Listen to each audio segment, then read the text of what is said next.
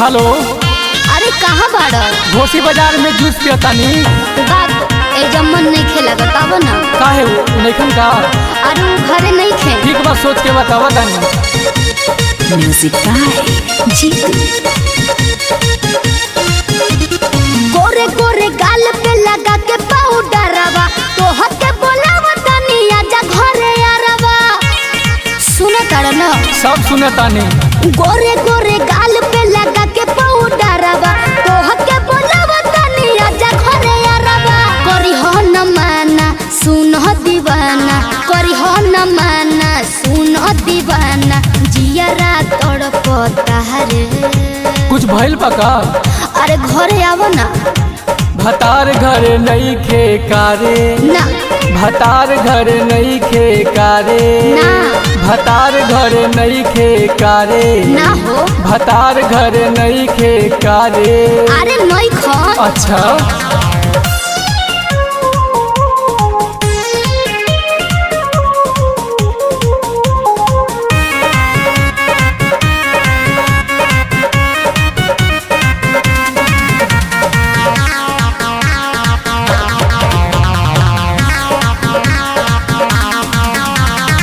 करी के सारा सिंगार हो करतानी इंतजार हो। करेलू भतरे से प्यार हो करन नखरा हजार हो। सही कहतानी ना। झूठ बोलबू? करी के सारा सिंगार हो करतानी इंतजार हो। करेलू भतरे से प्यार हो करन नखरा हजार हो। बुझ न फील तू रह न दिल, बुझ न फील तू रह न दिल, जवानी हरता रे। बड़ी बेचैन बाड़ू। हो भतार घर नहीं खे कारे भतार घर नहीं खे कारे भतार घर नहीं खे कारे भतार घर नहीं खे कारे।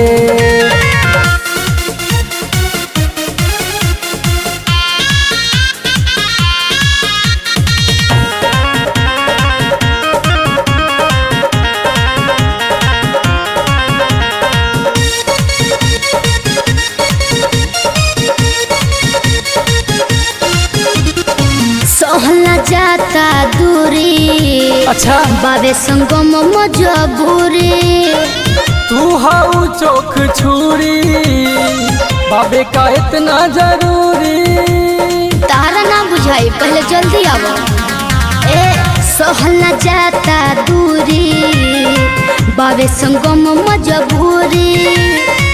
तू हाउ चोख छुरी बाबे का इतना जरूरी। सुन नितेश बात बाबे विशेष, सुन नितेश बात बाबे विशेष, मनवा तरसता रे। ढेर तरसता। हो भतार घर नहीं खे कारे भतार घर नहीं खे कारे भतार घर नहीं खे कारे भतार घर नहीं खे कारे।